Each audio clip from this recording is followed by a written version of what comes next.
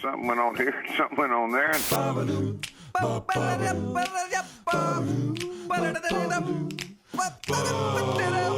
This time on TNT. Guess what, buds? We're on the Picture Radio.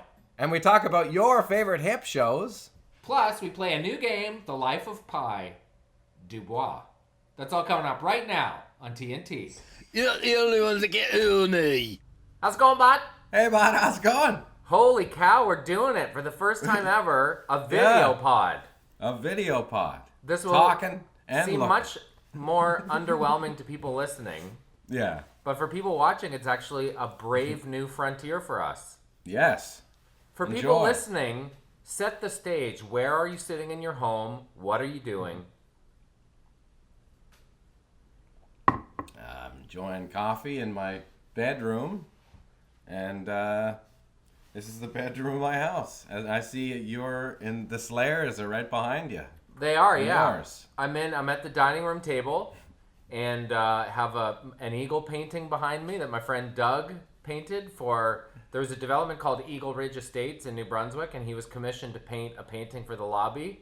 And then the development went bankrupt, and he was stuck with this eagle painting. And I was like, I'll take it. So the eagle painting lives in my house. It's almost like I can just slide down those stairs, and we're doing it right now together. No kidding. Right hey, in guess the what? Podsky. What? Let's start with some breaking news. I switched to tea. I haven't had a coffee in a week. I know. Oh. We no, but now we know that it's a weekend. The only We thing talked about that. different is that my memory isn't as good. Do you find it, like, is there a difference? Are you crushing it? Like it's you wake up and you crave your tea, I guess so. or do you miss like the jolt, or is there no diff? I don't really miss the jolt. I think the one thing that's a little bit different is I always took my coffee like a dessert, like lots of milk, lots of sugar. So I'm trying to dial back the sugar, and I haven't found a tea that tastes kind of sweet enough on its own that I don't need sugar. So I'm drinking the Earl Grey right now. Have you gone across to like the green teas or ginger teas or? Well, I don't want to get a lack of caffeine headache. So I thought I'd make the leap, and then I can downshift once I'm over here. Well, green tea has caffeine in it. Less so? Yeah. Well, you can do like a lemon ginger where it's kind of like caffeinated. This is the thing. I don't know. I'm not into like raspberry tea or sounds chocolate tea. Or someone said there's a coffee tea at David's. That seems to really defeat the purpose. There's a coffee tea. There's a coffee tea, yeah. Got some intel on butter coffee, by the way, after last week's pod. People wanted to tell me all about it. What do they say? If you're on is it keto diet? Keno diet? The keto diet. That's I know a keto fighting. Is that like same keto? I don't know. Like Kido? No, this is like keto. Keto diet? No, great. Now we're going to get letters Is that about the what guy keto who diet did it? Is it like Atkins? It's a guy that obviously that's what I'm gonna guess. I don't think. I feel like it's a science thing, like it's keto fuglygogs in your body, and then you just nurture the ketos and you ignore the other stuff. So that's it. Butter in coffee is part of the keto. Yeah. So when you have you're going all protein all the time, and then your body needs some fat, it gets it through the butter in the coffee. There you go. That's so thanks it. to the bud for writing that in and explaining that in a way that I should have retained better. And you have to have any kind of butter works. Like my mom was firing like the scoopable jobs in the little cups into the coffee. Okay, but she's not doing the keto diet. Where did she discover it? Well, I mean, honestly, it's she was at the wedding and she was kind of banged up with her dementia. So it's not a diet. No, not at all. No, it was just like a what? Because when I said, "Hey, Mom, you're putting coffee and butter in there," she was like, "Oh, no, I didn't want to do that." At all. Do your kids do creamer shooters at restaurants? Jack did a couple. Yeah. Have a couple shots? I used to do that. Did you all the time? For sure. At Ponderosa with Yeah, Grandma? count a couple sugar packets too. No, really? Sure. Ketchup? Would it be ketchup? Sugar. I know, but ketchup, like any condiments? I wouldn't do that. relish when you're hungry. Pound a relish shooter. When I was a kid and there was nothing to eat, we used to have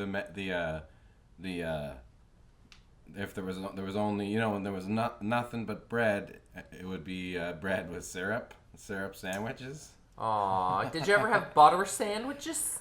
Yeah, but if there's no butter, you'd have some syrup sandwiches. Like Aunt Jemima on bread? There's always syrup, yeah. You know what I mean? Like, what about water sandwiches where you just wet down the Wonder Bread and pop it in your mouth as a ball so it's more dense?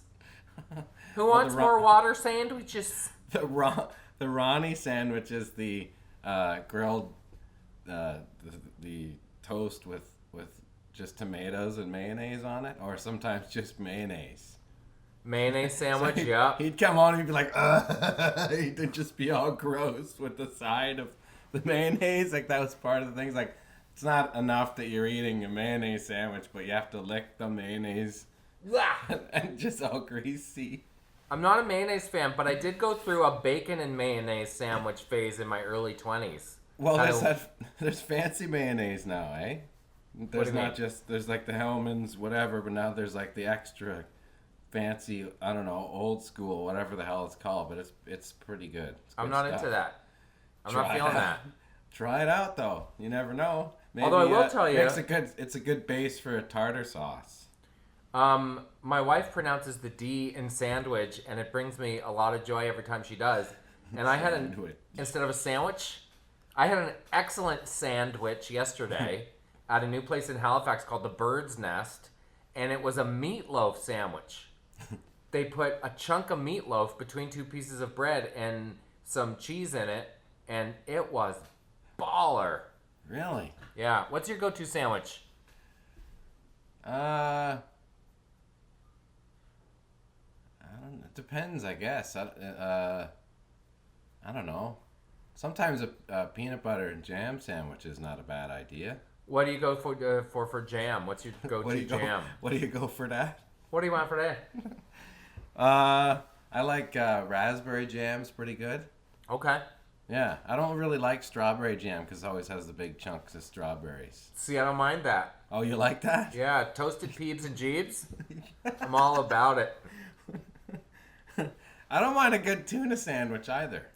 A tuna fish sandwich? Yeah, or salmon. I like it when people call it tuna fish, but I don't like it when they put mayonnaise on the bread in addition to mayonnaise in the tuna mix. I feel like that's redundant. Yeah, no, you should just fire it up as is. Mayonnaise is like a caulking. It doesn't need to be on the mattress as well, you know? A little celery in there. Never. A little jalapeno never killed a guy in the. Not as offensive Chop as up some raisins and butter jalapenos. tarts, but I wouldn't say the jalapenos and tuna is where I go. You don't like raisins and butter tarts? No, do you? You like the pecans and the butter tarts, though? No. You like that? No? You don't Do like you? that either? I don't know. Sure, I'll crush all of those. Sometimes the raisins, if they're too slimy, I'm not down, but sometimes the raisins can be good in there. I ain't down with slimy raisins either, you know what I'm saying? There's a place up when my parents first lived in Baysville, had like the butter tarts with the like line up out front. Like 20 people waiting to get butter tarts. Was it called the slimy raisin? No, but it's like it was banging. Where'd you get these butter tarts from? Oh, the slimy raisin up in Barrie. Up in Baysville. Gross. But the secret was there wasn't too loaded with the stuff, whatever in there, butterscotch. The goo. Yeah, if there's too much of it, it just makes everything rank. You gotta allow it to be around the sides and not too much in the bottom so it actually becomes part of the pastry. See, at McCullough's Family Bakery in Stewiacke, Nova Scotia, the pastry is light and flaky, which I like better than dense, like doorstop pastry. But the goo is hard on top and it's runny underneath. So once you take a bite, the goo runs out and covers the light, flaky pastry, and that is the perfect ratio for butter tarts. I remember the first time I was in LA, like touring. They don't have them, right? They have some type of tart thing. Whatever. This was like, I was walking through this hotel, and I think it was like the Roosevelt, the classic, right on Hollywood Boulevard styles, like classic first way to go to LA. But walking through the lobby in the morning to do some press, there was like the Today Show or something, one of those West Coast morning shows where I recognize the host, and then there's like a kid there baking food, like making little cakes and stuff. Up next, Tiny Chefs. Don't go It's like, away. hey, would you like to try some of these tasty treats that this kid made? So I'm like on TV. What, they stopped you as a streeter? Yeah. And I'm like, okay. And I ate it, and it was like so bad, but I didn't want it. Like, I was just a kid. So I was like, yeah, that's great. But it was so like all dusty and crumbled in my mouth. So It was like just like mom styles? Yeah, it was really hard Like to a react. ketchup omelet? Yeah. Yeah, I always, ketchup in anything. Why, you could tell how much a kid loved their parents on Just Like Mom if they just start firing in I know, relish and wouldn't you say mustard. beforehand, Mom, the one with all the relish is going to be It's mine. me. Yeah. That's how we're going to win. But then you got all the other kids firing everything in there. I guess. Remember they put like chocolate sauce and ham and all this. Barf. Like why would you want to do that to your parents, let alone other people's parents? It's such a great show idea that went away. Like I don't know it's why, good of all the eating reboots there are, I don't know why that's not one. Like it turns, honest television into like Fear Factor. It's pretty fun to watch. My kids was the one with the spiders in it. Patricia's mom's gone into anaphylactic shock. Just Get like the Mom Fear Factor EpiPen. edition. Guy runs out with an EpiPen in a clown suit.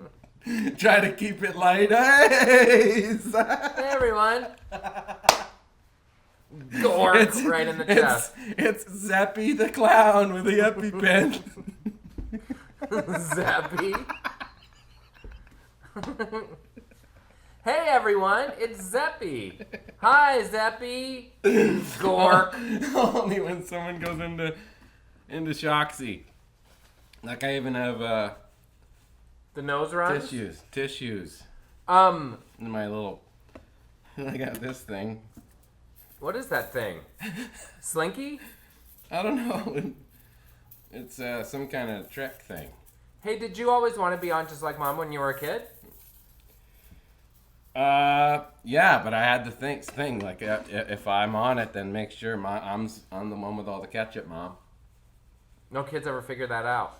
Yeah. One of the first times I was in Los Angeles, they were shooting Sex in the City at the Standard Hotel where we were staying. And Sarah Jessica Parker is one of those people that has real star quality when you see them in person. Yep. Like you kind of sense her before you see her. I was really surprised by that. And I got afraid that I have boogers. I want to make sure I don't. Sorry. Our first video pod is ruined. No, it's good. Hey Tags, it is like the winds are approaching 100 kilometers an hour now, and they're calling for snow in the next couple of days. But yesterday was like 20 degrees. So this is the winter's coming in 12 hours storm. Ooh, It's bananas. Like the house is Grace. shaking. Really? Yeah. That's intense. And what are you gonna do? Just did they say anything? It's getting worse, or is there something? It's getting like tomorrow means the real storm's coming, or is like the wind guess start so. of? I guess the wind is just blowing in a different season. We're out of here on Thursday for a week. We're going to Los Angeles, which is going to be really fun. Whole fam is going. Don't tell the girls, but we got them tickets to their first concert at the Hollywood Bowl. They don't Nice, know man. it. They don't even know it. That's a swank venue. It's the best. I saw James Taylor there back in the day. And it has, this concert is like Shawn Mendes and Megan Trainors and all the people that the kids are into. Charlie Puth. They can do the all about that bass. Yeah. So we've been talking about, Carol and I, how to deal them in on it. Do we not say anything till we're sitting in our seats? Do we sort of hint that something fun is coming and bring a fancy outfit? Do we tell them when we arrive? Like, how would you do that? I would just, tell them when you're, I don't know, it depends how grand you want to make it, right? Do you want to tell them now to get them pumped up? Maybe if they find out more about the artists that are on it, if they know now, they might enjoy it more, right? That's a good point. So, I don't know, yeah. you're already going on a trip to Los Angeles. They're gonna see all that stuff, so throw it out there. Who knows? I guess Or part just of our a thinking too was special concert. if we deal Yeah. them in now, then that will be the only topic of conversation until we're sitting in our seats there, which I guess is a good thing too. Well, you could always fire something else on the list. What else could you do? Carol said, "Why don't you tell them we're going to a Lightfoot concert, so they know we're going to see a concert, but they're kind of bummed man. out about it." Which just is, They haven't seen him before. They just know about him. yeah, they just know about him. Maybe they hear him on sometimes Sunday mornings. All right, are we gonna play this pie chart game? Yeah. Pie or lie? Pie or lie? Pie or lie? Is that what it is? Yeah, pie or lie. Pie meaning Pye Dubois, the legendary lyricist for such artists as Max Webster, Kim Mitchell, and Rush. So you threw a picture of Pye Dubois. We were talking about it at our Toronto show, and Ed Robertson, of course, knew who Pye Dubois was. Yeah. Most other folks did not. You threw up a picture of him and said, "Who is this?" And most people were like, "Is it Bruno Gerussi?" Because he kind of looks like that. Yeah, So- he's kind of Bruno Gerussi mixed with David Crosby. Yeah. So a bit of background on Pye Dubois. Tell the people who Pye is. Is he still with us? I think so, yeah. Okay. It's worth a I Google. he's just like won a bunch of Junos as a songwriter, the lyrics guy. Yeah. And like, so I have to guess if it's Rush, Max Webster, or Kim Mitchell because he wrote lyrics for all three. yeah, well Kim Mitchell and Max Webster is kind of the same thing, but yeah, Is sure. Pye, is he, I assume Dubois, I assume he's Quebecois? I think you should Google him. I think Okay. you should check it out. The other It's thing, such a, I think so, but I'm also curious as to what Pye is short for. honestly, like I just have a vague recollection of him being on like getting interviewed by like Brian Linehan or Denise Donlin Linehan? on Much Music or whatever. A sit down with Pye Dubois with Moses Neimer talking about how songwriting and moods intertwine. I kind of dig that. Yeah, right? Did you write a song about this brook that we're looking at today, Pye? Says I could see him like hacking a dart and like getting another dart ready before one of those. Imagine kinda... how good you'd have to be at writing lyrics, though, if that was the what you brought to the table. It's like burning Taupin. Yeah. Right? Anybody can write bad lyrics. Lots of people that write bad lyrics make it. Yeah. So for you to be a lyricist who's like on call to contribute lyrics to bands like that, you must be bang. And that's kind of the other thing. Like if you're writing lyrics, like you're generally probably gonna have like you're a little out there. Like remember how we were talking about keyboard players? Like lyric writers can be like, come on, man, like. What are you wearing right now? You know, like you're sitting in a room. So how does they'll that have work? like huge glasses and like, you know, a leather tight top and like tights on. So just writing some lyrics. Is that how it works? Like, yeah, just that kind of Pye's crazy. gonna come over and just hang out for a couple of days, and he's you guys got, are just gonna like- kind of hang. He has like a lute and he's wearing like those leprechaun clothes. So he just lays down the melody on a lute.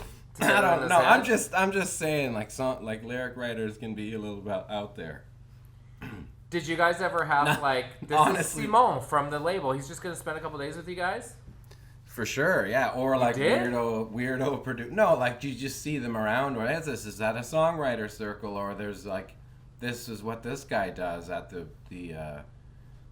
Christmas party. You know, everybody who's got publishing with the company showing up. They're talking about like what they do, and some of them are ridiculous. Yeah. Don't get me wrong. I'm not mocking the skill.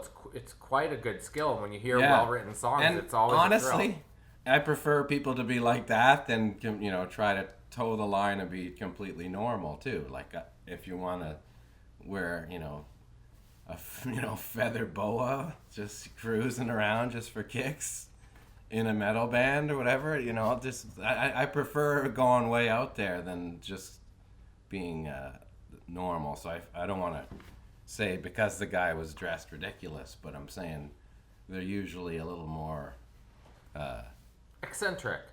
Yeah, for sure, definitely. But I kind of love that though. I would take eccentric over, you know, I would take that guy. Oh, he's that guy, right? Purple fur vest. He's that guy. For sure, absolutely. Sometimes that guy's a gas because they usually some of those guys really they don't give a shit about anything. So it's just like this is what's going on and living for the moment styles. Who's that guy? Let's take a break, bud. I'm gonna Google really? Pye Dubois. We'll deal people in when we come right back. Oh yeah, perfect. Let's do it. BRB buds. D.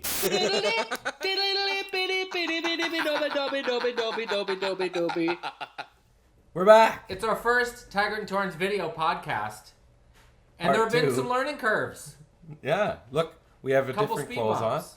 Different clothes going. Okay, Taggart. No, we don't. I have the same clothes on. Oh, you because do? I thought the same thing. It's a couple days later, and I was like, I don't know. Yeah. Should I put on the same thing? Well, yeah, but we always do that. Sometimes it's segment 2 where it's been a couple of days. I know. Why I was not, trying to create the illusion that it was seamless, but the truth But is, isn't- life happens. we gotta. It's always true with the Canadianity tip. You gotta say what's going on. I guess it's true. We can't fake it. I'm repping my Truro Clothing Co. Nice. Map. And I got my Dine Alone wear. Oh, The, nice. Canadian is not a genre. I love that slogan. There's no better fit for us than Dine Alone. And I got It's my true. Rolling Production Rentals hat on, so I'm repping myself too. What's up with the sticker thing on hats? Like, why do people leave the sticker on? I don't know, but I know. T Everybody on Trailer does Park it. Boys told me to leave the sticker on because that's what makes it look new, fresh, and dope. So I don't want to argue with that. So then you have it like the kid who's been wearing it for 5 years and it takes the sticker off and there's a huge circle around it. Or like the kid in school who had their pants let out and there was a white crease around and then an inch of new fresh denim. I was probably that kid. So it's part 2. I am in my bedroom again. Is there a same painting behind you? Yeah, it's the same big eagle. Yeah, there it is. Let's walk Yesterday. the buds through the technology involved in pulling this off. Yeah. And let's also talk about the frustrations we're going through. It is. How hard this is. I am good at a lot of things. Technology is not man. one of them. We're not those YouTuber guys. No. So I had to drive to the school to borrow Carol's phone so you could FaceTime me on Carol's phone so I could listen to you on Carol's phone while I record the video on my phone because I can't do both. So then we both have to take our video files now and upload them to Dropbox, but tell the people what's involved in uploading a video file to Dropbox. Well, when you upload a video from your phone to Dropbox, it takes about 5 hours for a 20-minute clip. But the beauty of it is when you're doing that uploading, you can't leave your phone off. You can't let it can't go to sleep. Awesome. The light can't go off. And I read up on it on YouTube. The fastest way is if you have like slow snail moving download happening on your screen is you give it one of these and it goes faster. Like you apparently. scrub it?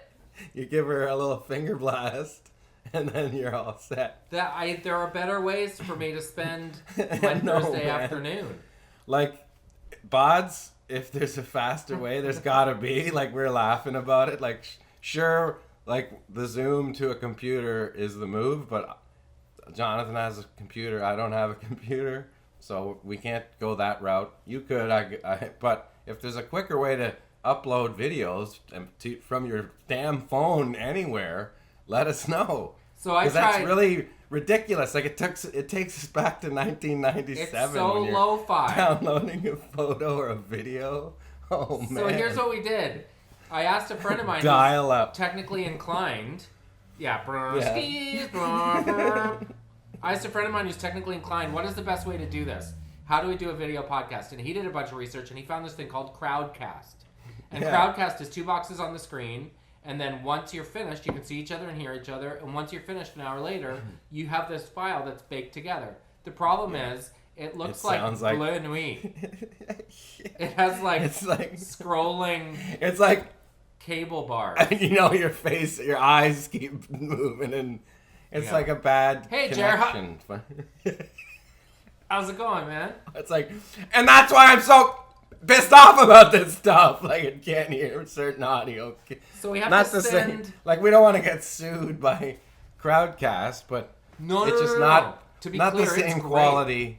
Not the same quality as an actual nice camera like this. Well, Crowdcast and audio like this that we use the iRig. Crowdcast is definitely, without a doubt, the easiest. Yeah. And the application we would be using it for is not typically what it's set up for. It's a video conference thing. So people log in and you can see all the people at the home office in Edmonton if you're in Calgary.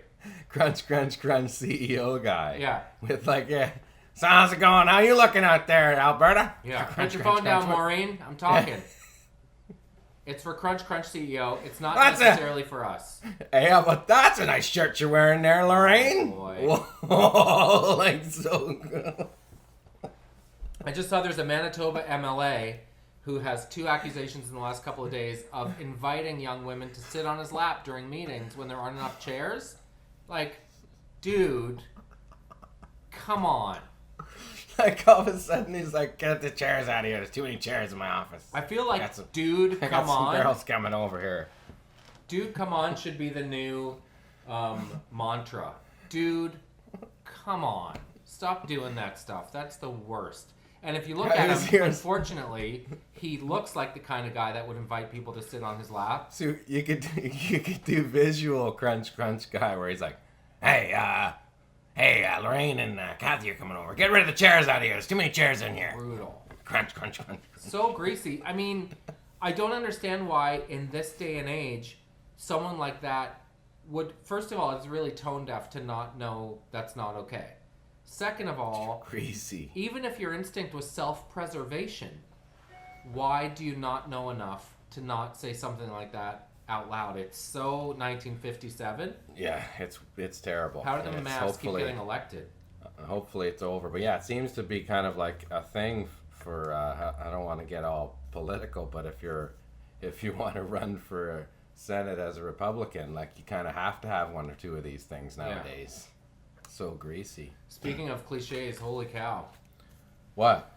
Well, just those Republican dudes. Oh yeah, no. Like they're all crunch guys. Big time. All right, do you want to play Pie or Lie? Yes. Our legendary lyricist Pye Dubois. I kind of like the name Pie Chart better, but it makes less sense. Oh, really? I'm going to look up a picture of him because we can do that on the video. Yeah. Maybe we can What? we can print out a photo, that classic picture. Jeremy? What? What's the matter? I just Googled Pye Dubois, and the first thing, you know when Google does that kind of predictive text, he was missing in 2007. What? Crazy. Canadian rock lyric legend Pye Dubois, writer of a handful of Rush lyrics, along with almost all the lyrics from Max Webster and much of the Kim Mitchell catalog, has gone missing. It's unusual for Pye not to call once in a while, and even more unusual for him not to return my calls, usually within a couple of hours. Obviously, this was resolved because it's more than 10 years ago, but I was startled to read that. Yeah, he went temporarily missing. There it is on the wiki. But he's all set there. Yeah, I guess so. No problem. Yeah. Maybe he was looking for some fresh inspiration for some jams. Maybe. He just kind of dropped off. The classic Graham Parsons going to the desert styles. So if people want to see Pye Dubois, I can do that now because this is a video podcast. This is what P-Dubs looks like. Yes, videos. Oh, yeah, yay. We There finally get it. There's Pye Dubois. There he is. There you go. Oh, has he got a dart going there? I don't think he does. Oh, yeah, he does. Yeah, of course he does. What about that other classic one of him with the face? Yeah, there's another picture here. And the rings. This is like, it's like a painting. There he is. What up, Pye Dubois? What's up, Pye?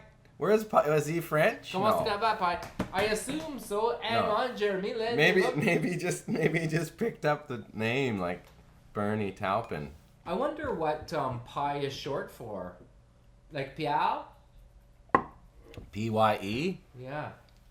Pye, well, Pye is an old name. Pye Trainer is a famous old pitcher back in the day. Really? Yeah. P-Y-E? That's an old name. I think so, yeah. Anyway, it doesn't really say where he's from. So let's play Pie Chart, a.k.a. Pie or Lie. You're going to give me a lyric, and I have to guess. Oh, there's no lie, though. They're all real ones.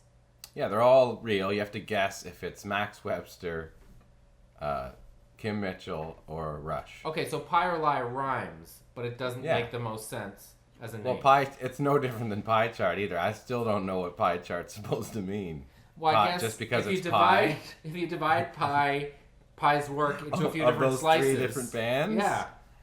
I have to decide which piece of pie you're talking Is about. this a piece of Rush pie? Yeah. Or is this a piece of Max Webster pie pie? or Kim Mitchell pie. Or yeah, okay. Who doesn't want I a dig. big greasy slice of Kim Mitchell pie? Pye Dubois pie. All right, That hit me. smells like hack and darts. Okay, you ready? Yes. Okay. Hexport A Green. We don't even know if he's French. I know. Have you not found that? What does it say on his wiki? It says alright. he's been missing for Don't a you wanna day. know? While I say the lyric, you find that out. Okay. Okay. Some kind of pictures on the Sense O'Clock News. Really? Cents o'clock news? Some kind of pictures on the Sense O'Clock News. Oh boy. Miles of yellow tape, silhouetted chalk lines, tough talking hood boys in pro team low knockoffs, conform to uniforms of some corporate entity. Don't change this.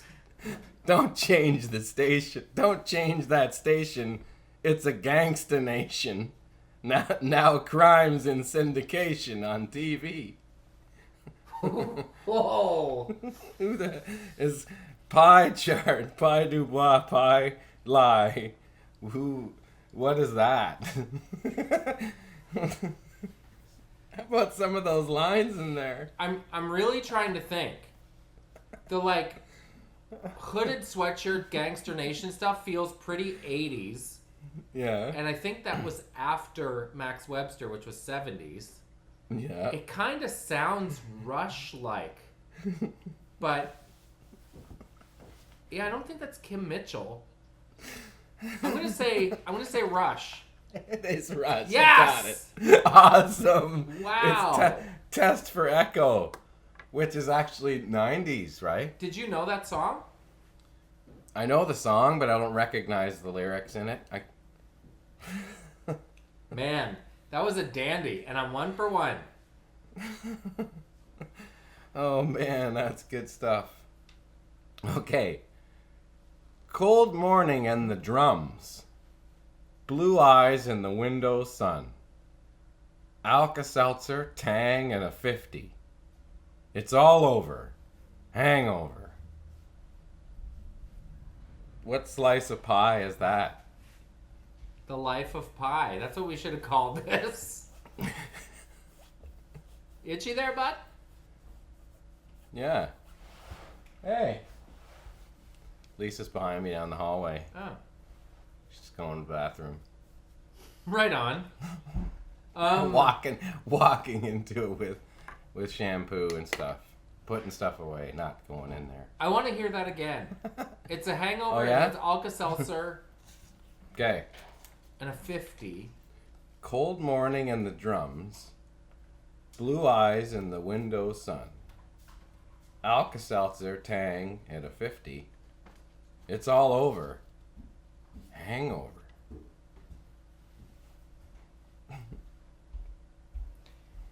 It sounds like it's pretty rock and roll, right? Morning after you're banged up and you're in the studio, and it's very much trying to achieve a vibe. It's working a little bit hard, if I'm being honest with you. A little bit, yeah. But So I'm gonna say it's Kim Mitchell. close. It's Max Webster, bud. Dang. And Okay. the jam is actually Hangover. Do you know the jam? Yeah. This is not my wheelhouse. Gold morning and the drums. I bet dudes that are big fans of those bands are like, come on, Torrens, it's a layup, bud. It's out of my comfort zone. Okay. Life of What is Pye. this? What is this? It's a rock song. You and I. We can rock We and can roll. rock and roll. Where are we? We are in Rockland, Wonderland. Yeah. That's Kim Mitchell. Of course. That's classic Mitchell. Is that a pie jam? The question answer though. What is this? This You is a and rock I? song. We can rock and roll. Where are we? We're in Rockland, Wonderland. I love a good call and answer. Especially, you think. Right? That's a classic call and answer. Yeah. But it's the same person we discovered. Why is that? Something's going on here. Like I got bit or something. You got the itchies? Not an itchies. It's just something. Yeah, kinda. Maybe it was playing in the leaves with the monkeys. Have you ever met someone who talks like that in questions? Are we where we want to be? No, of course not.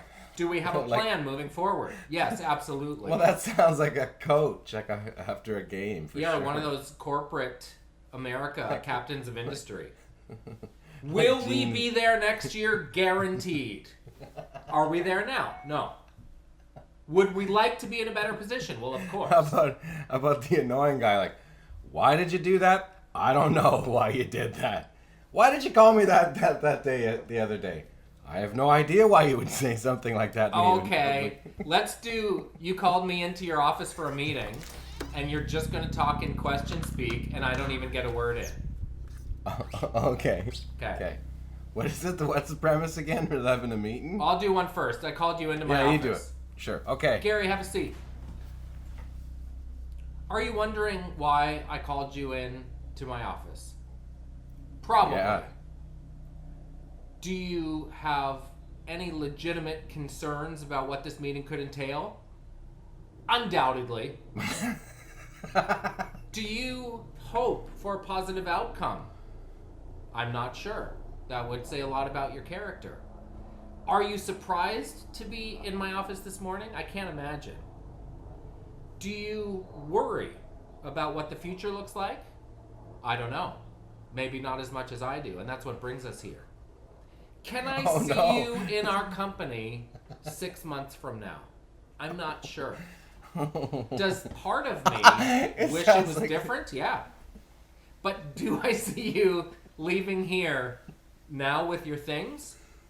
You know what? I do. Will I miss you? Listen. Time will tell. But am I changing my mind? No. Will I call you ever again? Probably not. Probably not. Are you getting your Christmas bonus? No. Do you get to keep your parking spot? Probably not. Will people talk about you when you're gone? No. So harsh. Is that Rebsy? Hey, bud. Hi, Rebel. Hi, Rebel. Hey, Rebs. Hi, bud. Hi, bud. Hey, buddy. Hi, bud. Hi, dog. Hi, Rebel. Hi, Rebs. buddy. What's going on, Rebel? What's your dog voice? Let's hear it. Hey, Rebs. What's going on, Rebs? Hey, Rebs. What are you saying? So you just go up a half octave and make it sound exciting? Where's the bubbles? Where's the bubbles? Where's the bubbles? Where's the Rebel? Hi, dog. Hello, He's Rebel. Hi, buddy. Hi, bud. Hi, Rebel. Hi, boy. He's Hi, like, buddy. let's go. Right now he's saying, look, he's like, can we go to sleep? You want to go? Hi, bud. Want to go lie? Can we lie down? Hey, That's Rebs. what he. Hi. Hey. Hi. Hey.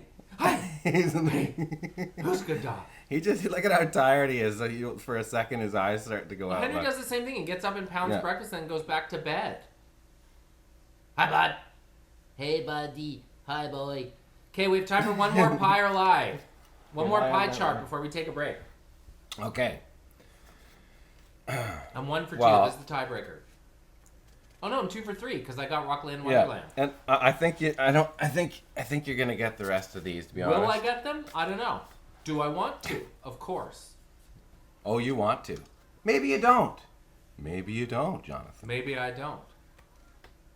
And though his mind is not for rent, Don't put him down as arrogant. His reserve, a quiet defense. Riding out the day's events. That's Rush. Yeah, Yeah. but it's pretty. You have to say it like, and now his mind is not for rent. That's how you have to say it.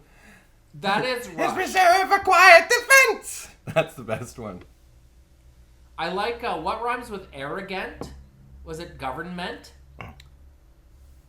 Riding out the day's events. Do people like Rush for the music or for the lyrics?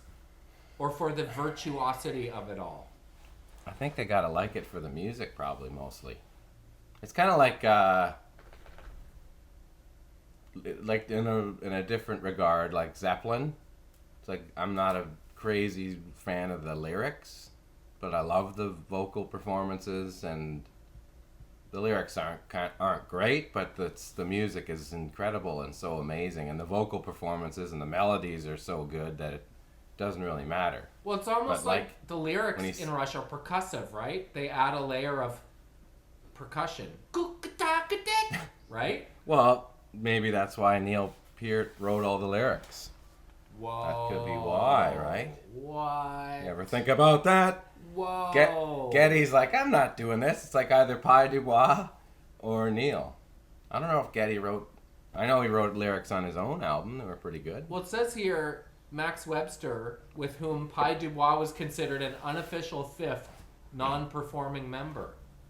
Yeah. Mitchell was working with Gowan, trying to truncate his lyrics, and Pye was working with Mitchell. How's it going? I am a wild pie party. Let's take That's a break, how bud. it's going. Hey, buds. Hey. Bah, bah, bah. Orange Welcome And back, we're back. buds. Back, Episode back. 162 hours. And in some ways it feels like it's been 162 minutes, and yet in some ways there are some legit milestones that we have accomplished. Live show in London, obviously, Bud's house, Andrew Axai, all that stuff. But it's been a year since our book came out. Crazy. Hard to believe. And Yeah. it's with the benefit of hindsight, you realize what an intense, crazy whirlwind that week was. Because if you'll remember, I think it was on the Tuesday, John Dunsworth passed away. We were in Toronto. Mm-hmm. Wednesday morning, the book came out, and we were doing all the publicity rounds on all the shows, and people wanted to ask about John, which I think we mentioned at the time was both flattering because he's someone that I love talking about because he was such a wonderful character, but also kind of a weird thing to be thrust into this position where you suddenly feel like you're supposed to be the expert on behalf of everyone that liked him. Yeah. And then later that day, the day of our Toronto show, the day of our book launch, Gord Downey passed away. Mm-hmm. So it was maybe the most intense 24-hour period ever. The show too, playing was kind of odd in Ottawa and Toronto. Just the feeling of kind of sadness, but also celebrating their lives in that way was pretty special. But it being a year feels like a week ago. It sure really does. And I know on that day we kind of talked briefly about like, what do we do? Do we cancel the show? Is it disrespectful to go on with the show? And it ended up being more important than ever to have the show because it felt very healing. And you remember Clattenburg was there and he came up and talked a lot about Gord, and talked a lot about John as well. And it had a weight about it for sure, but it also felt very healing and warm and squishy as it should. Mm-hmm. So inadvertently yesterday, to mark Gord's passing, you mentioned one of your favorite Hip shows. Which one was it? It was the Ontario Place Forum, and I'm pretty sure it was in 1989, and they just were blowing up, like up to here. Their first album was, New Orleans Was Sinking was kind of their biggest song at that time, but I was just blown away with how different they were I mean, the fact that they were kind of a roots rock-oriented band, but then having Gord being so poetic and different and kind of like so dramatic on stage was definitely, anybody who hadn't seen them and then saw them, it was like nobody had ever seen. So, and it was also, it wasn't fake. Like, I'd seen singers try to be like that and try to be extravagant or take on characters in songs, and it was always kind of contrived in a way. But when he did it, it was just so honest and real that it made sense, and you could tell that he kind of did it honestly. Probably did it when they were working on songs in rehearsals and stuff, you know what I mean? Like, it was a real thing. So I was blown away just as a fan of music to see, because it takes you into the lyrics a lot more when he's portraying what the character is. But sharing that memory on Twitter, there was like a deluge of like 180 replies of other people sharing their favorite moments, and there's some incredible ones. A lot of them I actually was luckily, you know, to be a part of, to play with them.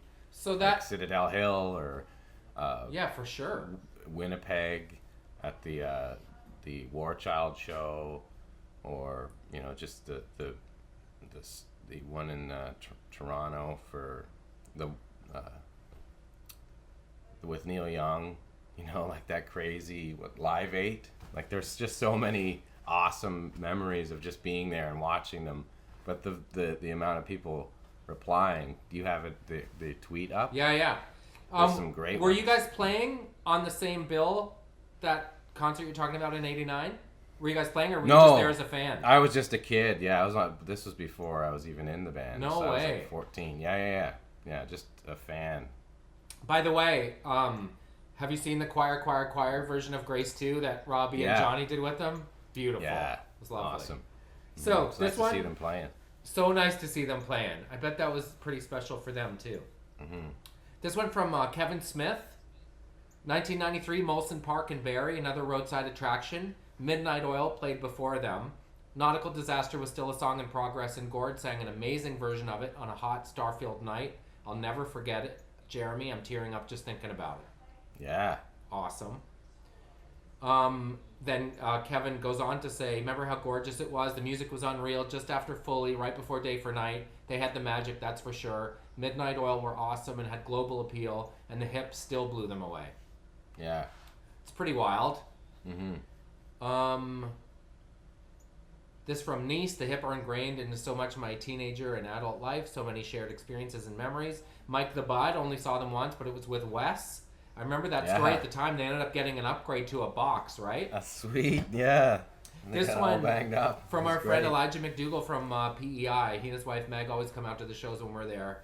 He's a musician in his own right. Citadel Hill, June 30th, 2002. I was 16. We drove from PEI to see OLP and the Hip for the first time. Wore a Brazil soccer shirt. Little did I know they'd win the World Cup later that night. Confused as I'm being pulled into random celebrations. Bob Cajun played at dusk. Incredible. Oh, yeah. It's so... this band is so ingrained in people's experience. It's really wild, isn't it? Absolutely. Because when they came and played a show in your city, it was a big deal. Everyone was going. So there's all kinds of attached memories with that. Yeah. Like, I hope I see Sandra there, or Sandra was there with her ex-boyfriend, or Sandra came over and talked to me at the Hip show. Like, people have all those. For sure. Halley's Casino, July 15th, 2015, Ottawa Blues Fest in the pouring rain, 25th anniversary, fully completely tour. What a show. James Duthie, New Year's Eve party, Ottawa Congress Center, maybe a year after Road Apples came out. It was a giant 3-level party with DJs on the other 2, so hardly anyone was there. I was standing in front of the stage by myself, basically. My second of about 30 Hip shows. Attaboy, Duthers. Yeah. Duthers, who's actually was in a Hip tribute band, or he did covers at least, or something like that. What? Yeah, he's either was like, I know he was like fronted a band in high school and his college years or something, but he could rock some Hip. Something like that. He's Like good. Road Apples or one of the MAFs? Oh, Tragically Hits? That's the other one. Yeah, absolutely. For sure. My hip cover band would be called Nautical Hipsaster. Oh. There you go. Andrew Stokely, Canada Day, Molson Park in 1990, sat out front stage right.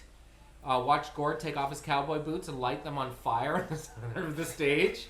Surreal moment and great show. The Box were the headliners. No. Empty that's place it. after the hip. I mean, Closer together. well, as Seth as Jordan was all the the, backup singer, right? no, we call that the enjoy the taillights. You just see taillights while you're playing.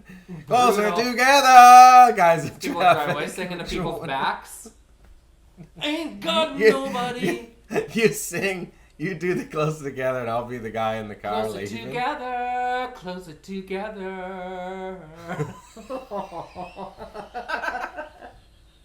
Aww, that's brutal. Okay, you do closer together, and I'll be the guy. It's really mean, but it's fun too. Okay, you do it. Closer together, closer together, closer together. I was adjusting my rearview mirror. Try.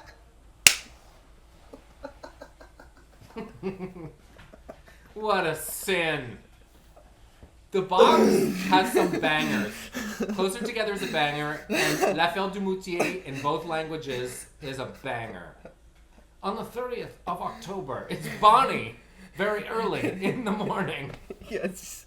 The body was found of Elizabeth Williamson. Okay, do one more closer together. One. Okay. Ready? Yeah. I'm just finding the lyrics for La Felle du Moutier. Closer together, ain't got nobody. The look on your face is brutal. He's like he's annoyed. Okay, here's La Felle du Moutier as read by Bonnie. If you don't know that song, I'm sure you know it. Say to me, please say that this can't be. Remember? Okay. On the 14th of don't. October, very early in the morning, the results of a crime were found in the stables of sun's Le on my Père face. Chupin. The old man had discovered, to his absolute dismay, the dislocated body of Elizabeth Dumoutier. So, the police was called in. What? I was handed an inquiry, yeah. Upon arriving on the scene, some photographs were shot, yeah. And when he says shot in the song, there's a ba-dum-ba to make it sound like the gunshots. Take 19 minutes and listen to La Felle du Moutier in both official languages. You will not regret it. Remember? Walking on the tightrope of insanity. You don't remember it? They must have been a little Great bigger out east. February But I do 1995. remember, I thought it was closer together, and that's about it. No, I didn't think know there they was had like three 3 or big 4 bangers. Okay. Dave Kaufman. My first February 1995 at the Montreal Forum. A million amazing moments since, but it all comes back to that hot boxed arena, hearing Locked in the Trunk of a Car live for the first time. Wow, yeah, he's a big fan. One of the biggest fans there is. Coffers, is he? Mm-hmm. Dave McIntyre saw them a dozen times. We'll never forget the show in Boston in a tiny rock club after we couldn't get tickets for the ACC, 2 sellout shows. This was the days of lining up at Sunrise Records for stubs. There were maybe 75 people in the place and many in Leafs jerseys. From our bud, The Hodge, who's a teacher, Cobo Hall, Detroit, November 96. It became the live album, Live Between Us. Yeah. Or Live Between Us. Like the Waltons, Like My Tractor, or Lick My Tractor. Lick My Tractor. An incredible night until I realized my wallet had been stolen mid-show. I shouldn't have put my jacket behind me. Fortunately, it was pre-9/11, so my earnest explanation got me back into Canada. Andrew Axai, might as well end with Andrews. Yeah. Last show in TO would be an easy answer, but I'll go with the Wyerton Airport show in 2009 with my dad, opened by Sam Roberts, the Spades, and an up-and-coming band you may have heard of, Arkells. Oh, yeah. There are so many of these, it's hard to stop reading them. Should I do know. a couple more? There's some great ones from, like, clubs and stuff, like, early, too. Woodstock 99. Bunch of uninterested American fans chanting to skip the hip and go straight to Kid Rock. Gord walked on stage and said, "I feel Woodstockerific." By the end of Grace, they owned that crowd too. Yeah. Amazing. So, I saw them a few times out in Europe too, like at club shows at what they were on when we were on tour and they were on tour. I think in Hamburg once at a small place, but that was like how really small? cool. Like 300 people. Awesome. What's in the drawer? I'm opening and closing the door. Rebel wanted to go out. Oh, I get it now. He's like, "Let me in." Oh. He wants up now. He's that dog lapsies. The nice thing was, hi Rebs. The nice thing was you realize how, even though it's been this is a great one. Last one. Good Time Charlie. Many amazing shows, but especially loved a 13 show in Calgary. Broke up with a boyfriend while Stars opened. Spent the night alone in the pissing rain, but feeling so free and happy because none of that mattered while the Hip played. Yeah. What higher compliment could you give a band?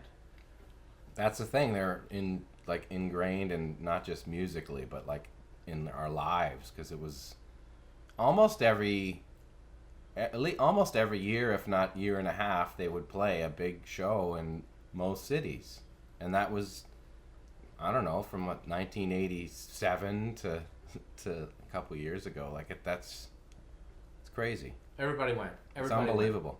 The nice Everybody thing went, is, and everybody has, if not a story personally, something happened with someone in their life that they'll never forget because that show was there. you realize that in the year since Gord left us, it still resonates so hard with people, right? People were so quick to share their stories of shows that they went to and stuff. I found the same thing with I tweeted marking the passing of John Dunsworth a year ago as well, and one of the things that I said is the cool thing about him. There are a lot of cool things, but one of the coolest thing is he did so many things in his life that people didn't know about, and they were so selfless and generous and kind, and they're trickling out like since he's been gone in the way that is just the best legacy. And so inadvertently it started a little thread with people writing and sharing things that he had done for them or their families. A guy wrote It's always got a story, right, with somebody's like the same thing where he's so involved with somebody for like, half an hour or something. From little things like I mentioned my grandmother passed and he added me on Facebook and we had a long conversation, to he convinced us that we should move to a place that was better for our family.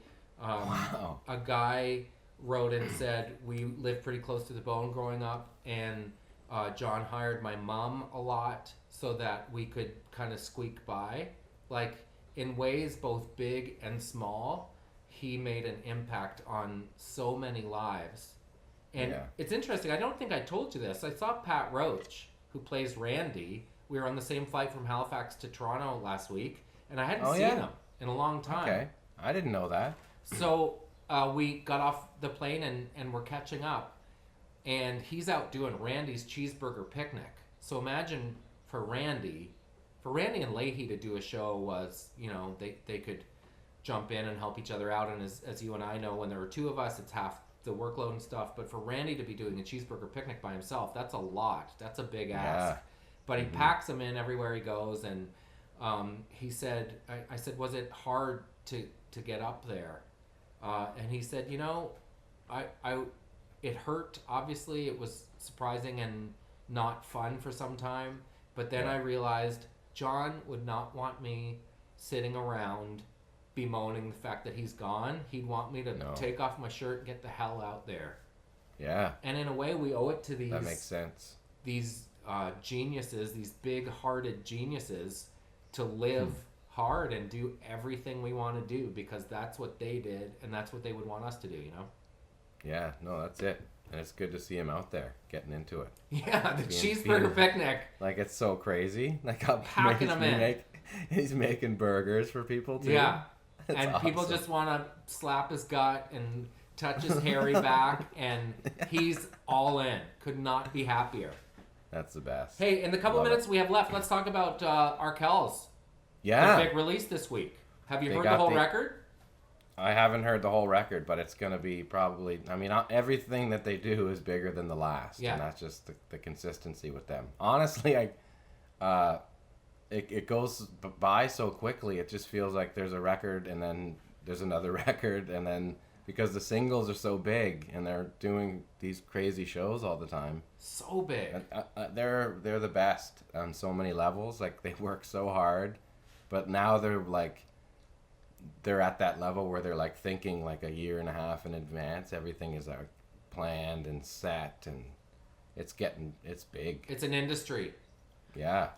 But man, they are everywhere, and As they should be. As they should be. No one can accuse them of not showing up. It's not just that the band gets profiled a lot. It's that Max is showing up at a thing, and the band's doing karaoke nights, and they're, they really put in the effort. So that in itself is a great lesson to see them get rewarded for that, because they've been working hard. And it seems like even in the last year, the narrative has shifted from Arkel's the next big thing to Arkel's are Canada's biggest band. People say that without even any caveats. Yeah, I don't think you could say otherwise.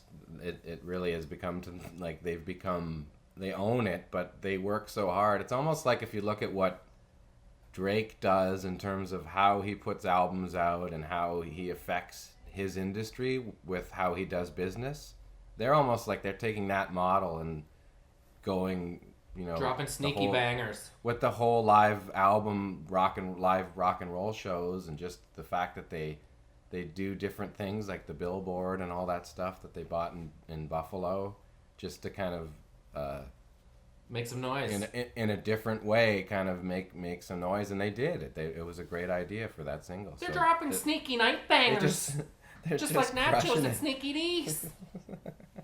Hey, it's Halloween almost time. It's jalapenos almost, and nachos and Sneaky D's. That's and all I can actually, think about because I'm right hungry. I just saw those guys are about to leave, I think, on the 21st for like a 3-week horseshoe of the states. Man. Like starting out west and going all the way Seattle down to New York. Texas. Yeah, Banger. crazy. Hey, Jeremy. So is that dog you got there? Rebs? What do you want for that? Oh, it's a little Pomchi Rebs. I don't know. I got him about a year ago. Does he shed much? Oh yeah, Yeah. big time. Is he purebred? yeah. Like you got papers for him? Well, he's a half Pomeranian, half Chihuahua, so Okay. he's a Pomchi. Does he piss outdoors? Pom. Oh yeah, he doesn't spray in the house. He used to when he was a pup, but not now. What do you want for that? How much you want for that? I don't know. He's a tough one. I don't think I can part with this little monkey. Would you consider for that? Order? Good chatting, bud. Good chatting, bud. Bananas are potassium. Bananas are yellow. Bananas. Bananas come in bunches. Sometimes there's tarantulas in them.